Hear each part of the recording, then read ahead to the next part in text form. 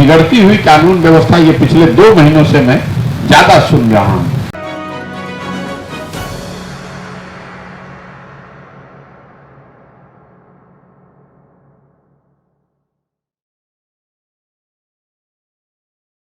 बंदरबाट होना ये यहाँ की सच्चाई है।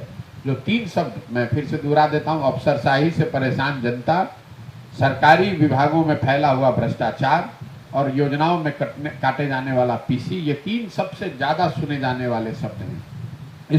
इसके अलावा बस एक अंतिम बात जो मैं सारण में सुन रहा हूँ वो है, सिवान से सुनना शुरू किया है। इनफैक्ट पिछले 2 महीनों से मैं कानून व्यवस्था को लेकर बहुत तरह की बात सुन रहा हूँ।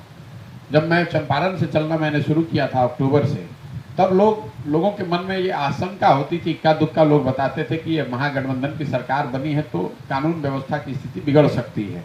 लेकिन मैं देख रहा हूँ पिछले 2-2.5 महीनों से, खासकर जब मैं सिवान से निकला हूँ, सिवान और छपरा में ये बात हर गांव में लोग बता रहे हैं। लोग ऐसी घटनाओं का जिक्र कर रहे हैं जिसको आप बिगड़ती हुई कानून व्यवस्था से जोड़कर देख सकते हैं। वो चाहे मर्डर की बात हो, डकैती की बात हो, अपहरण की बात हो, रंगदारी की बात हो, तो बिगड़ती हुई कानून व्यवस्था ये पिछले 2 महीनों से मैं ज्यादा सुन रहा हूँ। ये लोगों को जाकर बता रहे हैं कि भाई अगर बिहार से गरीबी दूर करनी है तो आप शिक्षा, जमीन, शिक्षा, कृषि और रोजगार पर वोट कीजिए, अपने आप चीजें सुधरेंगी। जिसको भी वोट करना है कीजिए, लेकिन वोट आप पढ़ाई के लिए कीजिए, खेती के लिए के बेहतरी के लिए कीजिए और रोजगार के लिए कीजिए। अगर आप रोजगार और शिक्षा के लिए वोट करेंगे तो अपने आप चीजें सुधरेंगी। दूसरी बात यह है कि अगर लोग सही वोट करना चाहें भी तो उनके पास विकल्प नहीं है लोगों की नज़र में।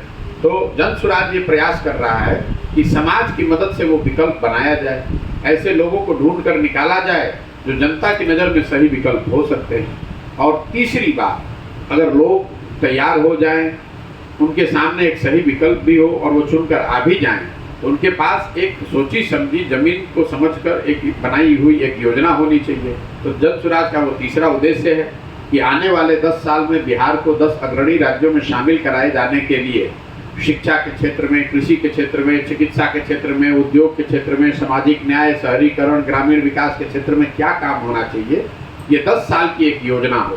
तो जन स्वराज का जो उद्देश्य है कि लोगों को जागृत किया जाए, उनके सामने लोगों की मदद से बनाया हुआ एक सही विकल्प रखा जाए और साथ ही उस योजना को भी साझा किया जाए कि कैसे बिहार के इन विभिन्न क्षेत्रों की स्थिति को बेहतर बनाया जा सकता है।